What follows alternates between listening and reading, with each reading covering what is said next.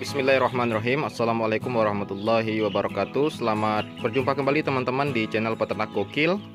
Mudah-mudahan di channel ini selalu bisa memberikan informasi yang bermanfaat di seputaran peternakan ayam kampung. Dan juga ya setelah melewati lebaran kemarin, jadi hari ini saya berkesempatan untuk membuatkan video lagi untuk teman-teman semuanya. Jadi kita sambil diskusi dan saya juga tidak tahu ini apa yang mau dibahas, tapi ya udahlah, kita mengalir aja apa yang perlu kita bahas. Jadi ya menyesuaikan dengan kondisi aja lah. Jadi seperti itu teman-teman. Nah, oke, ini update mengenai indukan saya teman-teman. Jadi ini layar modif saya. Layar modif tinggal 2 ekor teman-teman, indukan 1, pejantan 1. Kemarin pejantannya itu saya potong. Jadi tinggalnya ini aja teman-teman, karena memang saya sekarang lagi mau fokuskan ke KUB aja teman-teman. KUB aja, tidak mau repot lagi untuk penyilangan karena memang agak sedikit rumit. Padahal kalau bicara masalah penyilangan, kalau antara KUB dengan layar modif itu saya sudah punya anakannya teman-teman, yang memang sudah berusia cukup 2,5 bulan atau 3 bulan gitulah kalau nggak salah. Nah ini dia teman-teman. Nah ini ada ayam layar modif silangan dengan KUB, pejantannya KUB, betinanya itu pejantannya KUB, betinanya itu layar modif. Salah, terbalik teman-teman.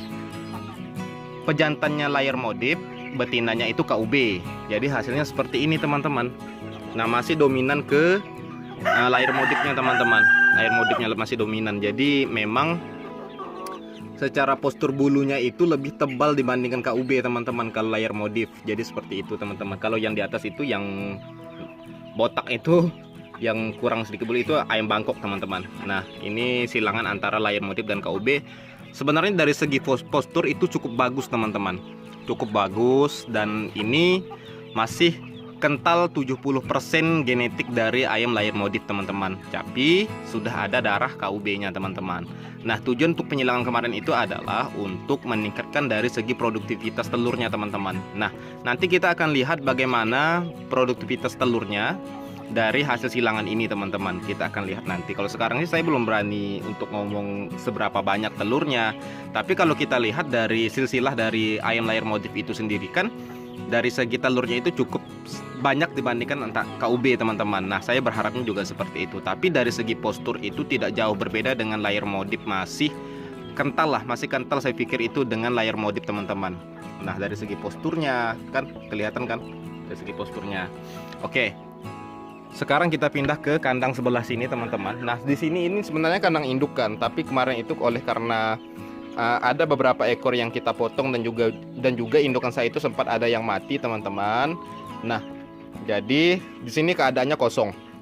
Jadi sekarang saya isi dengan ayam pembesaran daripada kosong kan, dan juga kandang saya ini lagi full, makanya dari itu saya isi ke ayam pembesaran dulu untuk sementara waktu teman-teman.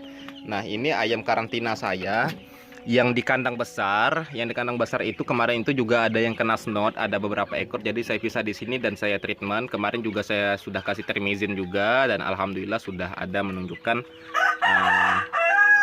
tanda-tanda baik lah. Nah jadi seperti itu. Ini kena snot teman-teman. Ada beberapa ekor yang kena snot. Jadi saya pisah di sini karena bahaya juga kalau yang snot itu tidak segera kita pisahkan dari kandang utama, otomatis nanti akan menjangkit ke ayam-ayam yang lain. Nah sebelum terjadi suatu hal yang memang kemungkinan kedepannya itu terjadi suatu hal yang besar, maka dari itu cepat harus kita ambil, kita pisahkan untuk dilakukan karantina teman-teman. Nah kalau semua sudah kena, bahaya. Lebih baik kita itu mencegah daripada mengobati. Kalau mengobati ya seperti ini teman-teman, susah teman-teman. Kalau kita ayam itu sudah terkena sakit, pasti banyak trouble ke depannya itu yang akan kita hadapi teman-teman. Dari segi bobot yang lama naik, kemudian pemulihannya itu cukup lama, dan kemungkinan mati itu juga ada teman-teman. Jadi 50-50 teman-teman. Maka dari itu lebih baik mencegah teman-teman. Jangan dibiarkan kalau ada ayam yang sakit. Nah oke ya, jadi seperti itu. Dan juga kemarin juga ada yang sharing saya mengenai masalah pakan. Nanti kita akan bahas juga lah, mudah-mudahan durasinya tidak terlalu panjang. Nanti coba kita bahas lah, jadi seperti itu. Nah, ini juga ada di sini. Ada beberapa ekor yang sakit juga, dan juga yang ini saya ambil yang kerdilnya teman-teman. Karena kan memang populasi 1000 ekor tidak mungkin semuanya itu tumbuh dengan sempurna. Pasti ada yang kerdilnya. Jadi yang kerdil saya ambil di sini, harapannya biar pertumbuhannya cepat dan mereka cepat pulih lah, segar. Jadi seperti itu. Nah, di sini juga karena pembesaran saya juga terisi full. Nah, ini KUB kita teman-teman. Di sini ada 30, di sini ada 30-an juga di atas.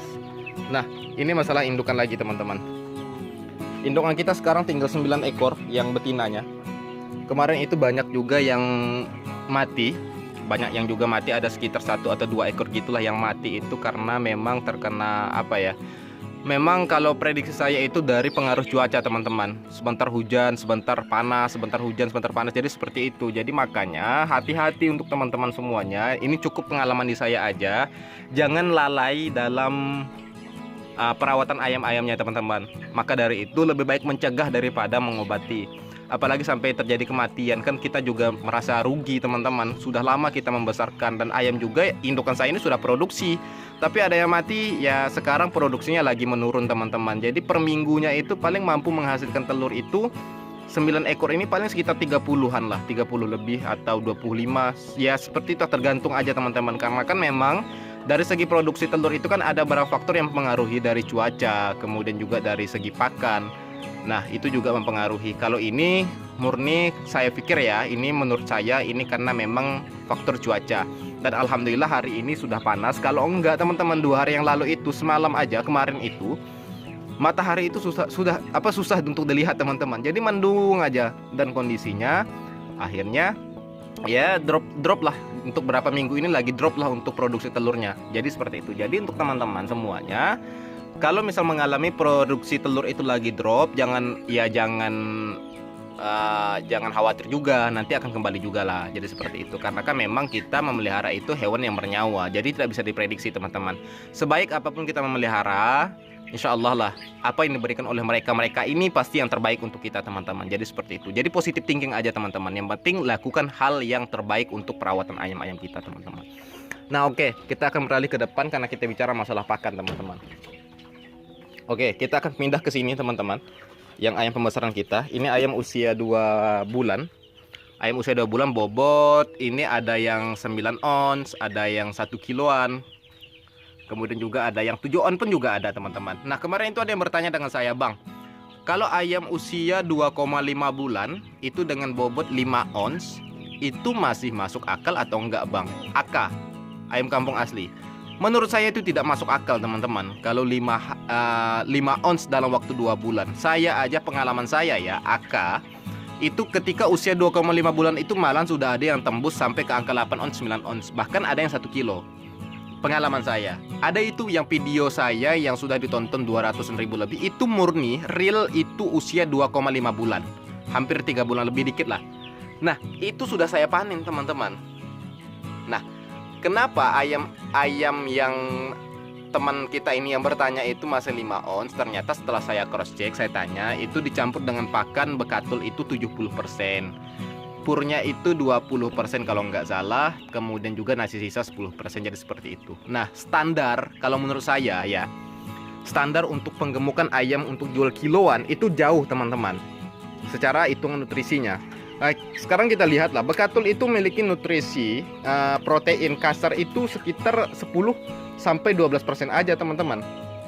Sedangkan pakan pur ini, pur yang halus aja itu 21-an sampai 23-an persen untuk kadar proteinnya. Jadi kalau dicampur hanya purnya itu tidak dongkrak teman-teman.